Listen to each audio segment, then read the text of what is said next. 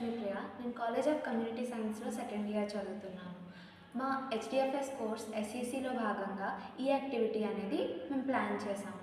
దీని పేరు వచ్చేసి కాయిన్ కొట్టు అక్షరం పట్టు. ఇప్పుడు మనం రెండు లాంగ్వేజెస్లో ఈ యాక్టివిటీ అనేది ప్లాన్ చేసాం. ఒకటి వచ్చేసి తెలుగులో అండ్ ఇంకొకటి వచ్చేసి ఇంగ్లీష్లో. సో మనం దీన్ని ఎందుకు ఇంట్రడ్యూస్ చేయాలంటే దీనివల్ల పిల్లలకి లాంగ్వేజ్ డెవలప్మెంట్ అనేది అవుతుంది. అక్షరాలు అనేది ఈజీగా తెలుసుకుంటారు. ఇప్పుడు మనం చెప్తే వాళ్ళు తెలుసుకోవడం అనేది అంత సులువుగా ఉండదు. అదే మనం ఆట రూపంగా వాళ్ళకి తెలిపితే వాళ్ళు చాలా సులభంగా నేర్చేసుకుంటారు. ఇప్పుడు మనం ఇక్కడ ఆ నుంచి అమ్మ వరకు ఇక్కడ మేము ఉంచాము. ఇప్పుడు దీన్ని ఇలా కొడితే లైక్ నార్మల్గా క్యారమ్ బోర్డ్ ఆడినట్టే ఆడి వాళ్ళకి అనేది అక్షరాలు అనేది ఇంట్రడ్యూస్ చేయవచ్చు.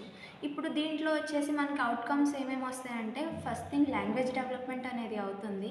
దాని తర్వాత ఐ హ్యాండ్ కోఆర్డినేషన్ అనేది చిన్నపిల్లలకి పెరుగుతుంది. తర్వాత లెటర్ ఐడెంటిఫికేషన్ అనేది వాళ్ళు చేయగలరు. Thank you.